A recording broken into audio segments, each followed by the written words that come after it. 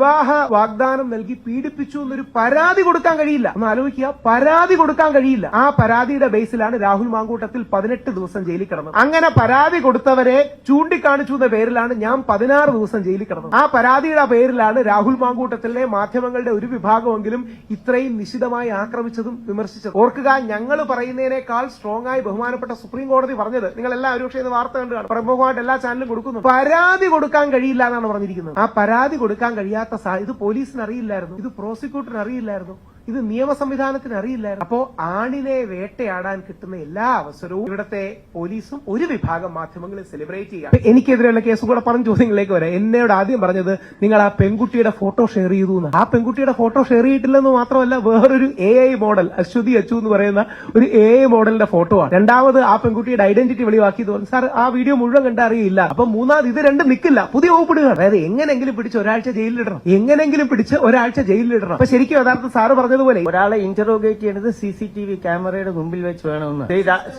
രാഹുൽ ഈശ്വറിനെ കൊണ്ടുപോയത് police training കോളേജിൽ, എന്നിട്ട് CCTV ക്യാമറ ഇല്ലാത്ത പോലീസ് ട്രെയിനിങ് കോളേജിൽ ഒരു ചെറുപ്പക്കാരിയായ രാഹുൽ ഈശ്വറിന്റെ വൈഫ് ദീപ ഈശ്വറിനെ വിളിച്ചു വരുത്തി. Which is highly illegal. Sunset കഴിഞ്ഞ ഒരു സ്ത്രീയെ വിളിച്ചു വരുത്താൻ പാടില്ല ബിഫോർ സൺ. അപ്പൊ ഇതൊന്നും ചോദ്യം ചെയ്യപ്പെടാത്തത് കൊണ്ട് പോലീസ് കാണിക്കുന്ന തോന്നിവാസം. 7 വർഷത്തിന് മുകളിൽ ശിക്ഷ, 7 വർഷം വരെ ആണെങ്കിലും പാടില്ല. 7 വർഷത്തിന് മുകളിൽ ശിക്ഷയില്ലാത്ത ഒരു കേസിൽ BNSS 35(3) നോട്ടീസ്, പഴയ 41A CRPC സെർവ് ചെയ്യാതെ നിങ്ങൾ വിളിച്ചു വരുത്താൻ പാടില്ല. സ്റ്റേഷൻ ജാമ്യം കൊടുത്തു വിടണം. അല്ലെങ്കിൽ ചില എക്സെപ്ഷണൽ കേസ് സുപ്രീം കോടതി കൊടുത്ത ചെക്ക് ലിസ്റ്റ് ഉണ്ട്, അങ്ങനെ മാത്രമേ റിമാൻഡ് ചെയ്യാം. ഈ രാഹുൽ ഈശ്വറിനെ പിടിച്ചോണ്ട് പോകുന്നത് അതിന് വിഷ്വൽ എവിഡൻസ് ഉണ്ട്. അദ്ദേഹത്തിന്റെ വീട്ടിൽ നിന്നും കൊണ്ടുപോകും. ഒരു പോലീസുകാരൻ കാറിൽ കൂടെ കയറി സ്വന്തം കാർ ഓട്ടിക്കാൻ സമ്മതിച്ചു എന്ന് പറഞ്ഞ ആ സെക്കൻഡ് മുതൽ ജസ്റ്റിസ് ബെച്ചു കുര്യന്റെ ഉത്തരവനുസരിച്ച് he's in illegal custody.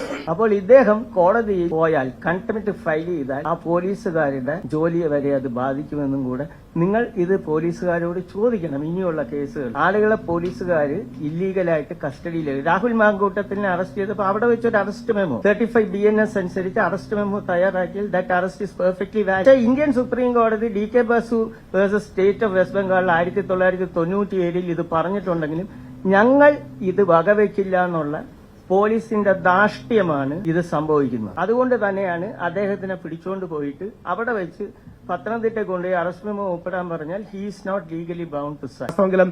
Ajith Kumar സാറൊക്കെയാ വാദിച്ചത്. സാറ് വാദിച്ചതാ കറക്റ്റ്. ഈ തെറ്റുകളെല്ലാം ചെയ്തിട്ടുണ്ടെങ്കിലും സ്റ്റേഷൻ ജാമ്യം തന്നു വിടാന്നുള്ളത്. എനിക്ക് ശരിക്കും കോടതിയിൽ വേദനയും വിഷമവും തോന്നിയാണ് ഞാൻ കോടതിയിൽ ശബ്ദം ഉയർത്തിയത്. കാര്യം പച്ചക്കള്ളങ്ങൾ പ്രോസിക്യൂട്ടർ എന്ന് പറയുക, നമുക്കത് കേൾക്കുമ്പോൾ ഒരു ദേഷ്യം വരില്ലേ?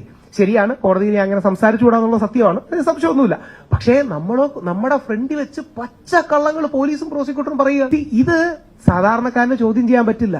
നമ്മളാണെങ്കിൽ പറയും മീഡിയക്കാരല്ലാതെ വേറെ ആരും ചോദ്യം ചെയ്യാനില്ല. അതുകൊണ്ട് നിങ്ങൾക്ക് ഏതെങ്കിലും ചോദ്യം ഉണ്ടെങ്കിൽ അവസാനിപ്പിക്കുമ്പോൾ രമാ മാഡം ആകട്ടെ, ജയേന്ദ്രൻ സാറാകട്ടെ, ഇവിടെ നിൽക്കുന്ന ഇവർ ഓരോരുത്തരും അവരുടെ ജീവിതത്തിലെ സമയവും ഊർജവും ധനവും ദിവസങ്ങളും എല്ലാം മാറ്റിവെച്ച് വർഷങ്ങളായി ഇതിന്റെ പുറകിൽ നിൽക്കുന്നത് ഇനിയും വരുന്ന നമ്മുടെ ഒരു തലമുറയ്ക്ക് ഗുണം കിട്ടണം. 2 വർഷത്തിലധികമായി ബുദ്ധിമുട്ടി എല്ലാ കോടതി വിധികളും പഠിച്ച് നിയമ സംവിധാനത്തിന്റെ സാങ്ക്ടിറ്റിയോടെ, പവിത്രതയോടെ തയ്യാറാക്കിയ റിപ്പോർട്ടാണ് ഇന്ത്യയുടെ പ്രധാനമന്ത്രി ശ്രീ നരേന്ദ്രമോദിജിക്ക് സമർപ്പിക്കാൻ ഡോക്ടർ രമാ മാഡത്തിന് സമർപ്പിക്കാൻ കഴിഞ്ഞത് വലിയൊരു നേട്ടമാണ്. അത് ഭയങ്കര ഒരു ഹിസ്റ്റോറിക് അച്ചീവ്മെന്റ് ആണ്. ഏറ്റവും മുകൾ തട്ടിൽ മുതൽ ആ ചേഞ്ച് ഉണ്ടാകുമെന്ന് വിശ്വസിക്കുന്നു. സുപ്രീം കോടതിയുടെ അടക്കമുള്ള പരിഗണനയിൽ ഇനിയും മീഡിയക്കാരും ഈ പുരുഷന്മാരുടെ ഐഡന്റിറ്റി അടക്കമുള്ള കാര്യങ്ങൾ കോടതി പറയുന്നത് വരെ റിവീൽ ചെയ്യാതിരിക്കാനുള്ള ഒരു മാന്യത, ഒരു മിനിമം ഒരു കമ്പാഷൻ, കരുണ, മാന്യത എന്ന് പറയുന്നില്ല, കരുണ കാട്ടണം.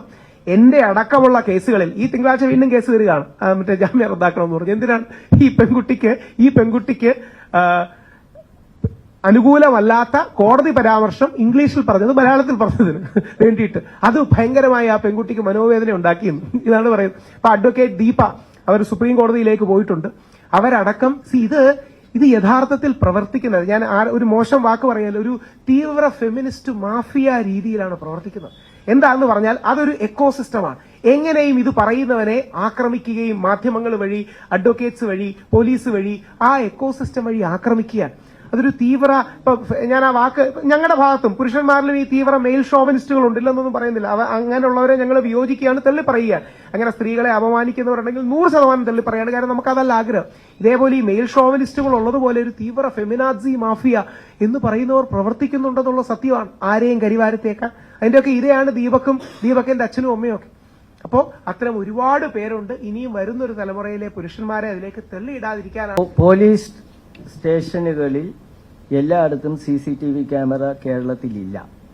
ഞങ്ങളുടെ സംഘടന ഇത് DGPക്കും ഹോം മിനിസ്റ്റർക്കും CM-നും ഒക്കെ കൊടുത്തിട്ടുള്ളതാണ്.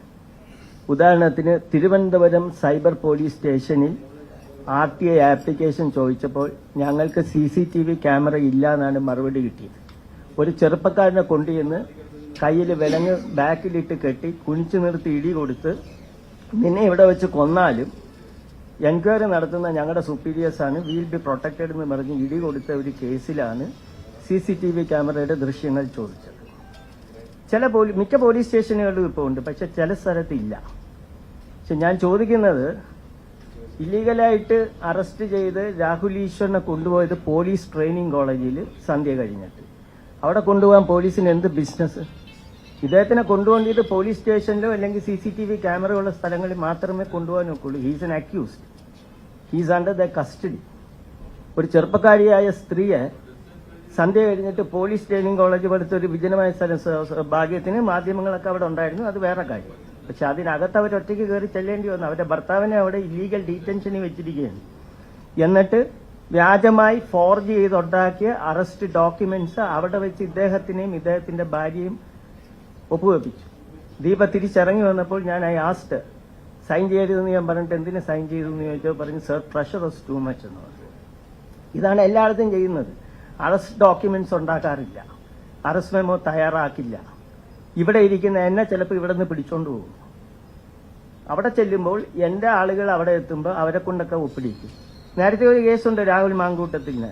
വീട്ടിൽ നിന്ന് അർദ്ധരാത്രി ചെന്ന് വെളുപ്പിന് 3 മണിക്ക് ചെന്ന് മാധ്യമങ്ങളെയൊക്കെ വിളിച്ചറിയിച്ച് അവിടെ നിന്ന് അദ്ദേഹത്തിനെ പിടിച്ച് തിരുവനന്തപുരത്ത് കൊണ്ടുവന്ന് ഇവിടെ DCC ജനറൽ സെക്രട്ടറി ആയിരിക്കുന്ന ചെമ്പരന്തി അനിലിനെ കൊണ്ട് ഡോക്യുമെന്റ്സ് ഒപ്പിടിച്ച CCTV വിഷ്വൽസ് എന്റെ കയ്യിലുണ്ട്. ആ അറസ്റ്റ് ഡോക്യുമെന്റ്സ് എന്റെ കയ്യിലുണ്ട്. ഇതെല്ലാം സുപ്രീം കോടതിയെ വെല്ലുവിളിച്ചുകൊണ്ടാണ് കേരള പോലീസ് ചെയ്യുന്നത്. DK Basu versus state of west Bengal എന്ന കേസിൽ ഒരു വ്യക്തിയെ എവിടെ വെച്ച് ഡീറ്റെയിൻ ചെയ്യുന്നു അവിടെ വെച്ച് ആ വ്യക്തിയും ഒപ്പിട്ട്, പോലീസുകാരനും അറസ്റ്റ് ചെയ്യുന്ന ഉദ്യോഗസ്ഥനും ഒപ്പിട്ട്, അദ്ദേഹത്തിന്റെ ഫാമിലി മെമ്പർ ഇല്ലെങ്കിൽ അവിടെ ആ ഏരിയയിലുള്ള ഒരു റെസ്പെക്ടബിൾ പേഴ്സൺ വിറ്റ്നസ് ആയിട്ട് ഒപ്പിട്ട് അറസ്റ്റ് ഡോക്യുമെന്റ്സ് തയ്യാറാക്കണമെന്നും അദ്ദേഹത്തിന്റെ ദേഹപരിശോധന മെമ്മോ നടത്തി major and minor injuries record ചെയ്ത് അറസ്റ്റ് ചെയ്യുന്ന ഉദ്യോഗസ്ഥനും വിറ്റ്നസും അറസ്റ്റ് ചെയ്യപ്പെടുന്ന വ്യക്തി ഒപ്പിട്ട് ട്രിപ്ലിക്കേറ്റിൽ അത് തയ്യാറാക്കി അതിന്റെ ഒരു പകർപ്പ് ആ വ്യക്തിയുടെ കൊടുക്കണമെന്നാണ് പറയുന്നത്. അതെന്തിനാണ് പറയുന്നതെന്ന് പറഞ്ഞാൽ അതിനുശേഷം ഒരു പോറലുണ്ടായാൽ ആ പോലീസ് ഉദ്യോഗസ്ഥൻ റെസ്പോൺസിബിളാണ്. Arrest document, arrest memo arrest ചെയ്യുന്ന സമയത്ത് പ്രിപ്പയർ ചെയ്യണമെന്ന് പറയുന്നത് സുപ്രീം കോടതി DK Basu versus state of west Bengal എന്ന് പറയുന്നത് 1997 വന്ന ജഡ്ജ്മെന്റാണ്. അതിൽ പറയുന്നത് നമ്മുടെ ഭരണഘടന വാഗ്ദാനം ചെയ്ത 24 hours അകത്ത് പ്രൊഡ്യൂസ് ചെയ്യാനുള്ള റൈറ്റ്, അത് ഇവിടെ അറസ്റ്റ് മെമ്മോയിൽ പ്രിപ്പയർ ചെയ്യുന്ന സമയവും ഡേറ്റും അനുസരിച്ചിരിക്കും. 1997 ഇത് വന്നപ്പോൾ ഞങ്ങളുടെ സംഘടന civil rights and social justice society ഈ കണ്ടോൺമെന്റ് പോലീസ് സ്റ്റേഷന്റെ നടയിലും മ്യൂസിയം പോലീസ് സ്റ്റേഷന്റെ നടയിലും ഹോർഡിംഗ്സ് ഇറക്കി ചെയ്തു. സുപ്രീം കോടതിയുടെ 11 അറസ്റ്റ് ഗൈഡ് ലൈൻസ് കാണിച്ചുകൊണ്ട് അത് 2018 വരെ ഞങ്ങൾ കാശ് മുടക്കി ചെയ്തു. പിന്നെ ഞങ്ങൾക്ക് അത് അഫോർഡ് ചെയ്യാൻ പറ്റാത്തതുകൊണ്ട് ഡിസ്കണ്ടിന്യൂ ചെയ്തു. പക്ഷെ പോലീസ് ഇതെല്ലാം വയലേറ്റ് ചെയ്തുകൊണ്ടിരിക്കാൻ കേരളത്തിൽ ഒപ്പിടിക്കും. ഒപ്പിടിക്കുന്ന കാര്യം ഭയങ്കര രസമാണ്. ഇത് അറിഞ്ഞിരിക്കാനാ പോലീസുകാരപ്പ ഇത് ഒപ്പിട്ടെ എന്ന് പറയും. അവരുടെ അക്ഷരത്തിനകത്ത് ആർക്കും വായിക്കാനും പറ്റില്ല, ഒരു പ്രത്യേക രീതി എഴുതി തരികയും. ഇത് സാധാ ഇപ്പൊ LLB പഠിച്ച എനിക്ക് പോലും ഇത്തരം കാര്യങ്ങളിൽ വേണ്ട രീതി ക്ലാരിറ്റി ഇല്ല. കാര്യം പ്രാക്ടീസോ സാധനവും നിൽക്കുന്നതല്ല. അപ്പൊ അത്യാവശ്യ സമൂഹത്തിൽ അറിയപ്പെടുന്നതും മാധ്യമങ്ങളിൽ നിൽക്കുന്നതുമായ എനിക്കോ ഭാര്യയ്ക്കോ അടക്കം ഈ രീതിയിലുള്ള എക്സ്പീരിയൻസ് ആണ് വരുന്നത്. ഇനി എന്നെ കമ്മീഷൻ ഓഫീസിലേക്കാണ് കൊണ്ടുപോകാൻ തീരുമാനിച്ചത്. എന്തുകൊണ്ടാണ്? കമ്മീഷൻ ഓഫീസിന് ഫ്രണ്ട് മാധ്യമങ്ങളുണ്ട്, അവരെ കാണണ്ട, നമുക്ക് നേരെ പോലീസ് സ്റ്റേഷൻ കോളേജിലേക്ക് പോവാം. അപ്പൊ എനിക്കിതിൽ പഠിച്ച സാറിന്റെ അത്രയും നിയമപരിജ്ഞാനമില്ല. ഞാനതിലെ പ്രായോഗിക ആംഗിൾ കാണുന്നത്, മാധ്യമങ്ങൾ ചോദ്യം ചെയ്താൽ പോലീസുകാർ പലപ്പോഴും ഈ കള്ളത്തരം ചെയ്യുന്നതിൽ നിന്ന് പിൻവാങ്ങും. മീഡിയക്കാർ നെഗറ്റീവ്ലി റിപ്പോർട്ട് ചെയ്യുന്നു എന്ന് കണ്ടാൽ പോലീസുകാർ പലതിൽ നിന്നും പിൻവാങ്ങും. പലപ്പോഴും മീഡിയക്കാർ കൈയടിക്കുന്നതും പോലീസുകാർ ഈ ചെയ്യുന്ന കാര്യങ്ങളെ പ്രോത്സാഹിപ്പിക്കുന്നതും കണ്ടിട്ടാണ് അവർ ഈ കാര്യങ്ങൾ കാര്യമായിട്ട് ചെയ്യുന്നത്. പോലീസുകാർക്ക് മേളിൽ നിന്ന് ഡയറക്ഷൻ കിട്ടുന്നതായിരിക്കും, സംശയമൊന്നുമില്ല. പോലീസുകാർക്ക് മേളിൽ നിന്ന് ഇപ്പൊ എന്നെ അറസ്റ്റ് ചെയ്ത് ഇലക്ഷന്റെ സമയത്താണ്, അപ്പൊ അത്തരം ഡയറക്ഷൻസ് കിട്ടിക്കാണും. പക്ഷേ നമ്മുടെ നാട്ടിലൊരു സെൻസ് ഓഫ് ജസ്റ്റിസ് എങ്കിലും വേണമെങ്കിൽ ഇത് വളരെ ആവശ്യമാണ്. പൊതുജനങ്ങളും മാധ്യമങ്ങളും ഇതിനൊരു ചെക്ക് ആൻഡ് ബാലൻസ് ആയിട്ട്, പ്രതിരോധമായിട്ട് പുഷ് ബാക്ക് ആയിട്ട് നിലനിന്നില്ലെങ്കിൽ പോലീസുകാർ വീണ്ടും അവരുടെ കാര്യം ഇനി ഞാൻ പോലീസായിട്ട് എന്നാലും അത് ചെയ്യരുതെന്നുള്ളതാണ്. മേളിൽ നിന്ന് ഉത്തരവ് വിളിച്ചു പറയുമ്പോൾ ഇങ്ങനെ ചെയ്യും. ആ വാഗ്ദാനം നൽകി പീഡിപ്പിച്ചു എന്ന കേസ് പോലും നിലനിൽക്കില്ല, പരാതി കൊടുക്കാൻ പോലും സ്പേസ് ഇല്ലെന്നാണ് സുപ്രീം കോടതി പറഞ്ഞിരിക്കുന്നത്. ഒന്നുകൂടെ പറഞ്ഞോട്ടെ, എല്ലാരെയും അതിജീവിതയെന്ന് വിളിക്കരുതേ. നാളെ ശരിക്കുള്ള അതിജീവിതകളോട് ചെയ്യുന്ന ഏറ്റവും വലിയ ദ്രോഹമാണ്. എല്ലാരെയും, അതായത് ഈ കൊടുക്കുന്ന എല്ലാരെയും നിങ്ങൾ അതിജീവിത എന്ന് വിളിച്ചാൽ ശരിക്കുമുള്ള അതിജീവിതകളോട് ചെയ്യുന്ന ഏറ്റവും വലിയ ദ്രോഹമല്ലേ. നാളെ ആ പദത്തിനൊരു സാങ്ക്ടിറ്റി, പവിത്രതയുണ്ട്. കാര്യം നെഗറ്റീവ് എക്സ്പീരിയൻസ് ജീവിതത്തിലുണ്ടായി അതിനെ മറികടന്ന വ്യക്തിയാണല്ലോ അതിജീവിത എന്ന് വിളിക്കുന്നത്. ആ പദത്തിന്റെ മൂല്യം ഇല്ലാതാക്കുകയാണ്. രാഹുൽ മാങ്കൂട്ടത്തലിന്റെ കേസിൽ ഒന്നാമത്തെ പരാതിക്കാരി, മൂന്നാമത്തെ പരാതിക്കാരി രണ്ടുപേരും വിവാഹിതരാണ്. ഇന്നലത്തെ സുപ്രീം കോടതി വിധിന്യായം അതിലടക്കം കാര്യമായി ബാധിക്കും. അതെ, അതിജീവിത ആരാണ്? അല്ലല്ല, ഞാൻ റിക്വസ്റ്റ് ചെയ്ത് പറഞ്ഞല്ല. അതിജീവിത യഥാർത്ഥ അങ്ങനെ സാർ പറഞ്ഞത് കറക്റ്റാണ്. പക്ഷെ എന്റെ റിക്വസ്റ്റ് എന്താ അറിയോ, യഥാർത്ഥ അതിജീവിതകളെ വിളിക്കണം. ഇന്നത്തെ സുപ്രീം കോടതി വിധി അതാണ്.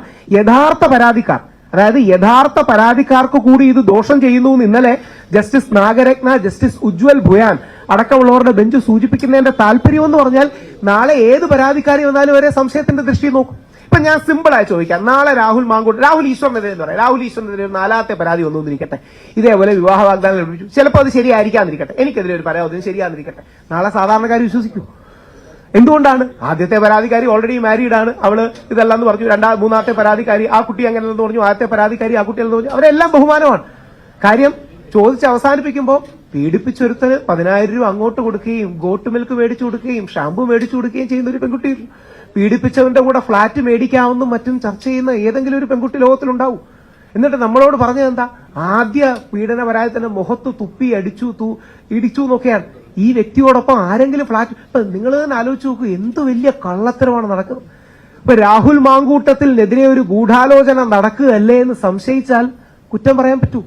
രാഹുൽ മാങ്കൂട്ടത്തിനെതിരെ ഒരു ഗൂഢാലോചന നടന്നതാണ്. രാഹുൽ മാങ്കൂട്ടത്തിനെ അടക്കം അനുകൂലിക്കുന്നതിന് രാഹുൽ ഈശ്വറിനെതിരെ ഒരു ഗൂഢാലോചന നടന്നതാണ്. അതുകൊണ്ടാണ് പോലീസിനെ അടക്കം സ്വാധീനിച്ച് ഈ ശരിയല്ലാത്ത പരാതിക്കാർ ഞങ്ങളെ അടക്കം കൊടുക്കാൻ ശ്രമിച്ചത്. ഒരു കാര്യം കൂടെ പറഞ്ഞാൽ സാർ, ഇന്ന് ഫെനി നൈനാനെതിരെ രാഹുൽ ഗാന്ധിക്ക് പരാതി കൊടുത്തു.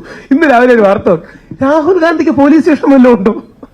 രാഹുൽ ഗാന്ധിക്കും പ്രിയങ്ക ഗാന്ധിക്കും പരാതി കൊടുത്തു, ഞങ്ങളെ ആക്രമിക്കും. എന്തൊരു കഷ്ടമാണ്.